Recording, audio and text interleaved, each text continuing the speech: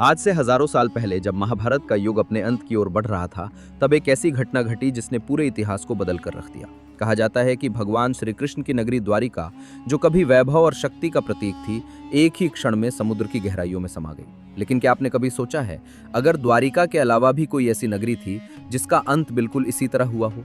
एक और शहर, एक और सभ्यता, जो समुद्र के नीचे हमेशा के लिए दफन हो गई। और इस बार कहानी जुड़ी है तमिलनाडु के तट से। आज से हजारों साल पहले जब महाभारत का युद्ध समाप्त हुआ, तब धरती पर शांति तो आई, लेकिन उसके साथ आई एक ऐसी त्रासदी जिसने एक पूरे वंश को मिटा दिया।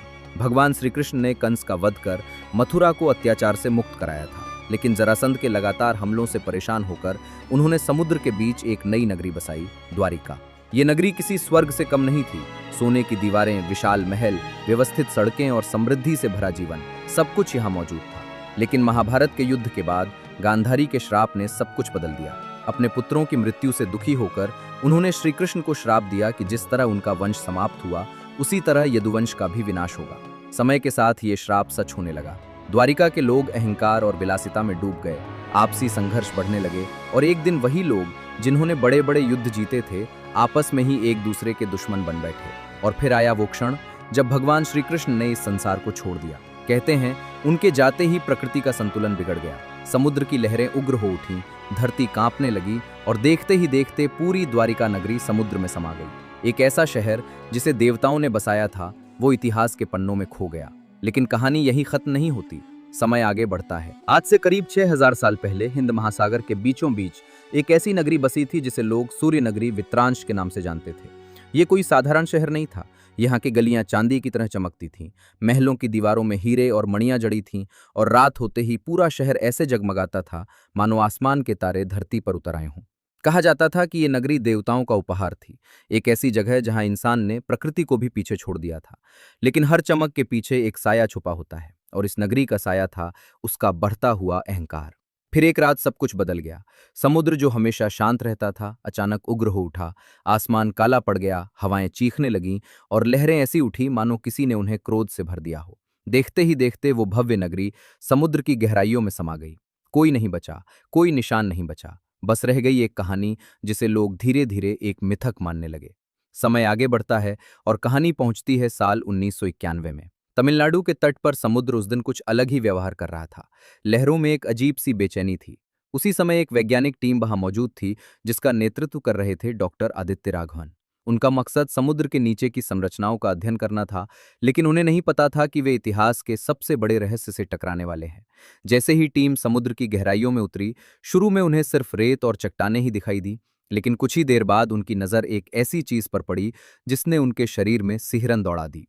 वहां एक सीधी दीवार थी, बिल्कुल समतल, मानो किसी इंसान ने उसे बनाया हो। जैसे जैसे वे आगे बढ़े, उन्हें बड़े बड़े खंभे दिखाई दिए, पत्थरों से बनी संरचनाएं, और फिर एक विशाल द्वार जो स्पष्ट रूप से किसी प्राचीन शहर का हिस्सा लग रहा था। उनकी सांसें थम गईं। क्या ये वही खोई हुई नगरी थी जिसकी कहानियां सदियों से सुनाई जाती थी?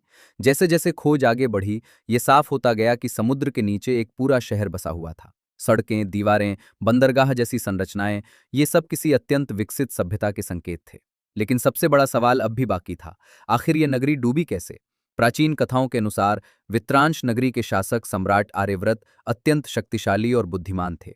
उन्होंने अपने राज्य को समृद्धि की चरम सीमा तक पहुंचा दिया था, लेकिन धीरे धीरे इस समृद्धि ने उनके अंदर अहंकार भर दिया। उन्होंने खुद को प्रकृति से भी ऊपर समझना शुरू कर दिया। उसी समय एक दिन एक वृद्ध ऋषि उनके दरबार में आए और उन्होंने चेतावनी दी कि जब शक्ति संतुलन खो देती है तो विनाश निश्चित होता है। लेकिन राजा ने उनकी बात का उपहास उड़ाया और उन्हें अपमानित कर दरबार से निकलवा दिया। अपमानित होकर उस ऋषि ने एक शाप दिया। उन्होंने कहा कि ये नगरी अपने ही घमंड के भार तले डूब जाएगी और समुद्र इसे अपने भीतर समा लेगा। शुरुआत में किसी ने इस श्राप को गंभीरता से नहीं लिया, लेकिन धीरे धीरे संकेत मिलने लगे। समुद्र का पानी बढ़ने लगा, जमीन कांपने लगी, और आसमान में अजीब सी हलचल दिखाई देने लगी। फिर आई वो रात जिसे इतिहास कभी नहीं भूल सकता। समुद्र अचानक पीछे हट गया, जैसे किसी बड़े प्रहार की तैयारी कर रहा हो। और फिर एक विशाल लहर उठी, इतनी ऊंची कि उसने पूरे शहर को ढक लिया। महल, सड़कें, लोग, सब कुछ उस लहर में बह गया। कुछ ही क्षणों में वो महान नगरी इतिहास बन गई। जब डॉक्टर आदित्य और उनकी टीम ने वहां से मिले अवशेषों का अध्ययन किया, तो उन्होंने पाया कि ये संरचनाएं हजारों साल पुरानी हैं। वहां उन्नत बंदरगाह प्रणाली के प्रमाण मिले, पत्थरों की कटाई और निर्माण तकनीक इतनी विकसित थी कि वो अपने समय से बहुत आगे लगती थी। वैज्ञानिकों का मानना था कि ये घटना समुद्र के स्तर में अचानक वृद्धि और एक भयानक सुनामी के कारण हुई होगी। लेकिन फिर भी कुछ सवाल ऐसे थे जिनका जवाब विज्ञान के पास भी नहीं था। क्या ये सिर्फ एक प्राकृतिक आपदा थी या सच में किसी श्राप का परिणाम? अपनी आखिरी डाइव के दौरान डॉक्टर आदित्य उस शहर के अवशेषों के बीच खड़े थे। चारों ओर सन्नाटा था, सिर्फ पानी की हल्की हलचल सुनाई दे रही थी। तभी उनकी नजर एक पत्थर पर पड़ी जिस पर कुछ उकेरा हुआ था। उन्होंने उसे ध्यान से देखा। वहां लिखा था, जो इतिहास से नहीं सीखता वो खुद इतिहास बन जाता है। वो शब्द जैसे सीधे उनके मन में उतर गए। समुद्र के भीतर दबी हुई वो नगरी अब सिर्फ एक खोज नहीं थी, बल्कि एक चेतावनी थी। आज भी वो शहर वहीं है, गहराइयों में छुपा हुआ, खामोश लेकिन जिंदा, मानो किसी के फिर से उसे खोजने का इंतजार कर रहा हो। और शायद यही इस कहानी का सबसे खौफनाक सच है कि कुछ राज कभी पूरी तरह खत्म नहीं होते, वो बस समय के साथ और गहरे दब जाते हैं। डॉक्टर आदित्य जब उस आखिरी गोता लगाकर वापस लौटे तो उनका मन शांत नहीं था, बल्कि पहले से कहीं ज्यादा बेचैन था। उन्होंने जितना देखा था वो सिर्फ एक डूबे हुए शहर का मलबा नहीं था, बल्कि ऐसा लग रहा था जैसे किसी ने जानबूझकर उस इतिहास को छुपा दिया हो, जैसे समुद्र खुद एक पहरेदार बन गया हो जो उन रहस्यों को दुनिया की नजरों से बचाकर रखना चाहता हो। कहते हैं कि उस मिशन के बाद डॉक्टर आदित्य बदल गए थे। उन्होंने अपने रिसर्च पेपर तो प्रकाशित किए, लेकिन कई ऐसी बातें थीं जिन्हें उन्होंने कभी सार्वजनिक नहीं किया।